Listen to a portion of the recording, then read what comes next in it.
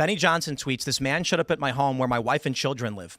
He was ranting about me and went door to door in my neighborhood trying to find me, terrifying my neighbors. We believe he was armed and fled before the cops arrived. He then explicitly and publicly threatened the lives of Matt Walsh and his wife and children. He recently showed up at Cat Turd's home ranting and raving about me and Matt Walsh and Laura Loomer. Thank you to the FBI and DOJ for investigating these threats and swiftly arresting stalker Andrew Iyer. He was clearly spiraling in a very dangerous way. I don't like to speak publicly about this kind of stuff because it involves my family and their security. I'm sick over it. But I have an obligation to amplify this case as if it is one of multiple ongoing criminal prosecutions for threats against my family. Over the past year, I've watched my president get shot in the head and my friend get assassinated. Things are spiraling wildly out of control. There are real-world consequences for psychotic rhetoric and lies amplified online enough. If you are threatening my family, expect me to fight back with full force. There is nothing I wouldn't do to protect my family. I would gladly die for them. This is good versus evil, darkness versus light. The battle is spiritual. With Christ, we will win." And this man was arrested for, you can see here, threatening Matt Walsh's family, stalking Laura Loomer. Loomer believes that she was the next target, trying to track down Benny Johnson. And this is in Tampa, Florida, of all places. You know, I think next year is going to get substantially worse. And we do have to adapt. We do have to change what we're doing here. And so right now, I don't know how we do it quickly is the issue. We have 1 week left in this studio for the year, and then we're doing a week in Vegas, which is very secure. And I'm very confident about that because it ain't just our security we're going to have. There's a lot of security that we've been working with. And then the 19th, we go on the Christmas hiatus. It's pretty long this year because I think Christmas is a Wednesday. Yep. And then New Year's is a Wednesday too. So there's literally no way around it. When we come back on the 5th, we will be in Florida. And beautiful state. Beautiful state. And we will be doing the show down there as we attempt to figure out how we navigate this. And we got a great sponsor. It is Beam Dream. Head over to shopbeam.com, my friends, /Tim Pool and pick up your Beam Dream, your nighttime sleep blend. Helps you sleep better. I drink this stuff every night. I swear by it. It is delicious. It's got melatonin, magnesium, L-theanine. It is fantastic. And right now, you will get their early Black Friday sale, 50% off. I really do think it's fantastic. And this is legit. I do drink it every single night. My sleep improved. I didn't even know it could improve. And now for the past several months, I've been having consistently good sleep. And you guys know that I recently had a baby. So that's pretty impressive. Good stuff, Beam Dream. You know, the mistake I think we make is we should have done this 3 months ago. The moment they killed Charlie, we should have immediately had an emergency meeting and said, we're changing how we do everything.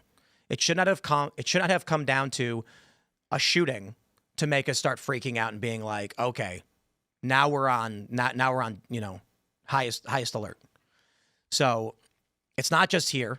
This Benny Johnson posted this the same day we posted about the shooting. And I do believe the arrest was actually made. I believe it was mid-November. So they were sitting on this probably. They didn't want to say anything for security reasons. The more we talk about it, the more we potentially put at risk our current situation. So, you know, with one week left here, we just ramped up security to a greater degree. And then we're like, we're going to Vegas. We're on hiatus. We're not coming back. I don't know how we do it. You make a great point. Penthouse, it's a really good idea. If you want, I'll introduce you to the mayor of Sunny Isles. That's probably the most prestigious city in Miami. That's where I live, a suburb. I can get you to the people in the Porsche Tower. Billionaires live there. Go visit them all the time. Be more than happy to give you some introductions. Listen, bro. I don't know that we have that money. I don't know you well enough. I just met you, but you work too damn hard to get where you are, to quit because some fucking cowards took some shots at you, bro. You work too damn hard to get in the position to just quit, my friend. And again, I don't know you. But it's not just quitting. I mean, you're letting them win. You're letting them win. No, the idea is, the way I look at it, it's like, I could be wrong. I don't track every single show, but while there's a lot of shows with guests, we do, like, the function of this show is an in-person sit-down every day. And, you know, a couple of years ago, it's really funny. One prominent leftist we invited on cased our property before knocking on the door. Yeah. I'm not going to say what it was. They showed up quietly, got out of their car, and then walked all the way around the perimeter, checking for something. I don't know. And then came to the door and knocked. And we were like, oh, hey, what's going on? And then our security was like, he was stalking the property. He was we don't know if he was filming or what was he doing. And we were like, that's weird. That's how crazy things have gotten. So the idea right now is we can't do a show that invites people out every single day. We can't do it. We like, look, I get it. The boonies, maybe it was stupid to even consider having skate events. There was a lot of hype and everyone was really excited for it. We canceled it. We can't do it. And so now the idea is any kind of public location that's a studio has to be in some kind of compound with guards, and it can't just be us. Like the way this works is if there's like 15 companies in one corporate complex, like you were mentioning, like a skyscraper, a penthouse or something like that, or I was mentioning Fox News, you're mentioning penthouses, a structure that has distributed resources for prominent security, making it very difficult to reach those levels. A penthouse is actually a really great idea. You need 4 levels of security. First level of security, when someone goes into the building, they check in, they have to give their ID to get in the building. They get the gate open. Second level security, they have to get in the front desk. They have to call you. There's no numbers on the elevator. Right. They have to push you up themselves. And that's the third level of security. You have the people up there. So you literally have 3 levels of security someone has to get through. And they're not, listen, I get death threats all the time too. Probably not at any level you do, but I'm pretty prominent in my space, and they don't like me because most of the people in my space are liberals and leftists, and I'm the only right winger in there who gets any publicity and stuff like that. You need to take care of yourself and your family. Number one, you have to go into the penthouse. That is the only thing at this point that could have a bridge between you and everyone else. Because how much do those cost? I mean, and where I'm talking about 20, 30 racks a month. 20, 30 recs? 1,000. Oh. What I mean, like, to buy. 10 mil, 8 Jeez. mil. It's worth it. I mean, that's where I live. Man, look where you we wake up every day and you see the ocean. You see the beach. I mean, listen. I don't Listen. You have this place around here. I'm sure it's cool for somebody to like to go hunting and all this stuff. But when you wake up every day and you see that ocean, it calms you down a little bit. All this stuff that's going on in your life, you see that ocean, you hear those breezes coming through your balcony. I'm a mountain man. It will count. Nah, I'm not a water guy, brother. Have you noticed the hat that I wear? I'm not a Florida kind of guy. You know, I'm a mountain guy. I like the mountains. I'll go on vacation back here. But This is but you make a good point. This is true. There's no other place you can have penthouses with that level of security unless you're in Miami or you don't want to go to homosexual LA and stuff like that. So that's all you have is LA. I don't want to go to You need LA. an office in Fox News' building in Manhattan. Elaad was like, "Have you considered selling to Fox News?" Like, Stop! You had to make that public. It just made the press go up. No, I mean, I know they have very secure facilities in Washington, D.C. and in New York City. We're a small company here. The security costs are, there's a huge barrier to entry. But, like, again, we're in this political climate of danger. People are threatening one another. Also, one of the reasons Marjorie Taylor Greene allegedly resigned was because of the death threats of violence against her. There was that dude in Maine who resigned. Yeah. The Democrat guy. I'm sorry, he's announced his retirement. I don't know if he's actually resigned just yet, but yeah, Marjorie Taylor Greene saying it's getting crazy. Behind the scenes, it's not my place to speak for anybody. There are a lot of people in independent media, right-leaning media, that are talking about quitting or going into hiding. I think this is publicly known. Like Tucker moved to the middle of nowhere. Yeah. Everybody knew that a long time because he lived in. He's buying a house in Qatar, or he's going to. Did he really? Yeah, yesterday I think. He's leaving the country. He didn't say he was leaving, but he said he was going to purchase property in Qatar. I've been looking at El Salvador. I hear it's great. Yeah. I think Coin Beach, baby. Nah, I'm not. I think You they'd got like a to lot- have you in Israel. You can get a lot of security there for cheap. I hear Elaad can sponsor you. I Yeah. think we could get you a visa. Yeah. Yeah. Look, I mean, whatever steps that you need to take to guarantee security, obviously that's, primary. You've got wife and kid, and Let me. I'm sorry. Just finish. I was going to say something. well, just this kind of you can't live under this kind of threat all the time. And again, the point was to scare you, obviously, because, I mean, thankfully, that's all that it was. The person that carried this out, they didn't have the intent of actually hitting someone. If they did, they would have gone about it totally different. But this was in order to scare you. This was to do exactly what's going on, to have a bunch of chaos at the studio, have a bunch of chaos on the show. And what's next? Exactly. I mean, what's next is the actual shooting. Yeah.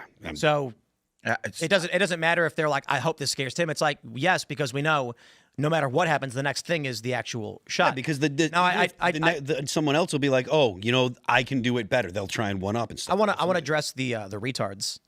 This is what is that? Is that real? What is that? Really Hydro? You changed your name, Tim. Why didn't you act like this when you had a bullet in your kitchen? I'm not saying you're lying, but we can use more evidence of a crime, because the bullet in my kitchen was from my guy. My guy shot the gun. I like West Virginia. We had 3 people break onto the property.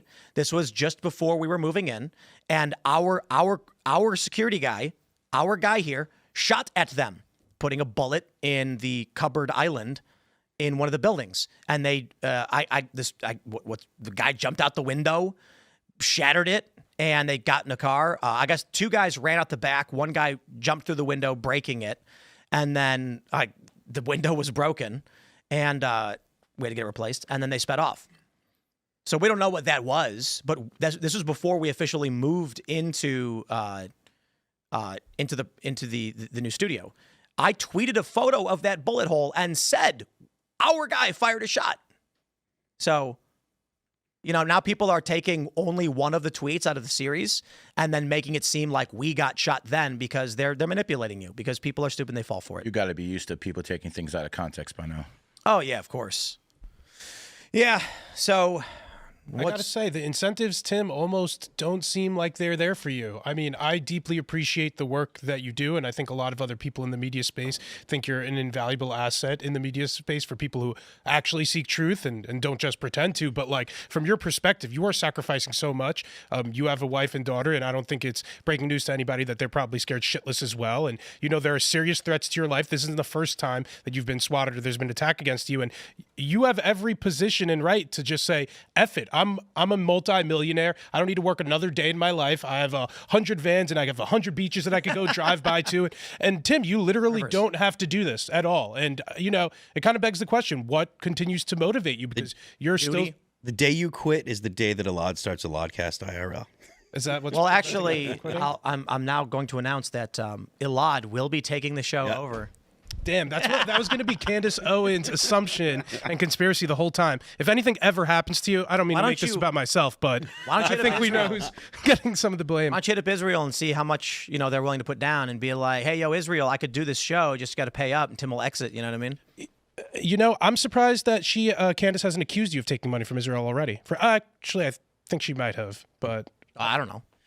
If you had a show, if it was anyone else who called her out, she'd be putting their face on her thumbnails. Yeah. It's like that's the point. Everyone's terrified of her. Granted, more people have started coming out and calling her out, which I'm glad they are.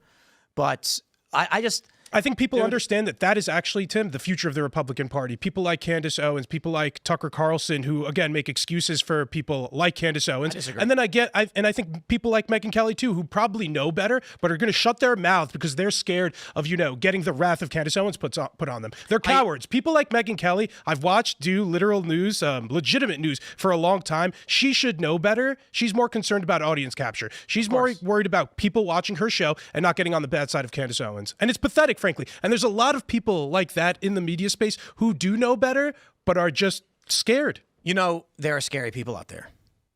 There are very scary personalities. Milo is a scary guy. Milo knows what you did. I'm not joking.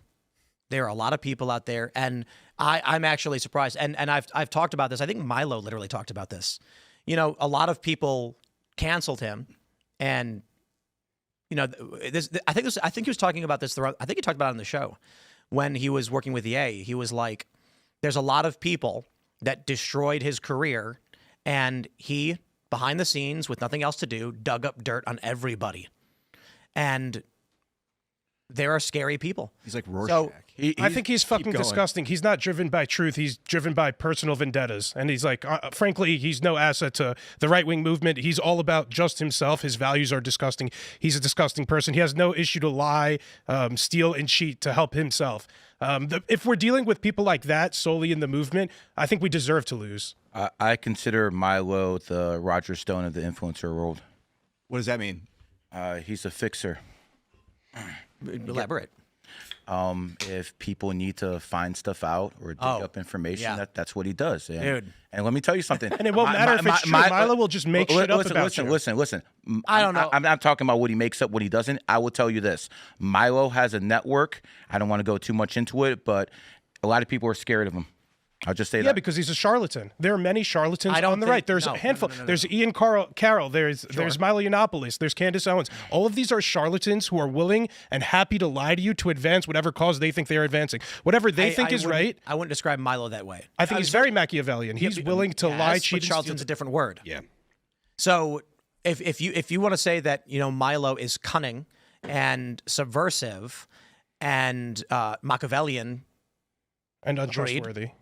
The way I describe trustworthy for a lot of people in politics is, it's you can trust the scorpion to sting the frog, right? So you could trust that Milo will lie to you, yes, and manipulate you. I give Milo an 80-20, whereas a lot of people just get a straight, if they're a straight shooter, they're a straight shooter. What I basically mean by that is there's a degree to which I don't necessarily trust Milo. I don't. But I largely do. I don't think he acts appropriately, however, and I don't think he's right about everything. And I do believe that he's very, very good at is subversive the right word? He's willing to slander whoever because of his past grievances. I believe didn't he call Charlie Kirk gay just because he thought that Kirk kept him out of the movement? Like he's willing to say whatever about Erica Kirk. He's willing to back up whatever Candace Owens says now, only because he has this personal vendetta from the past. He doesn't care about burning it down. He cares about his feelings. Put it like this.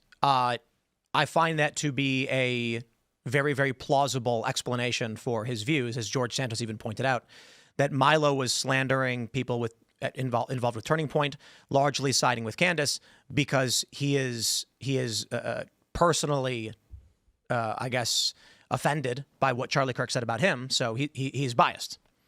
So. Yeah, some of the stuff he said here on Friday was true. I'm not going to elaborate what, but some of it. Does it matter if? I don't want to elaborate. Does it matter if the other half of what he said isn't true though?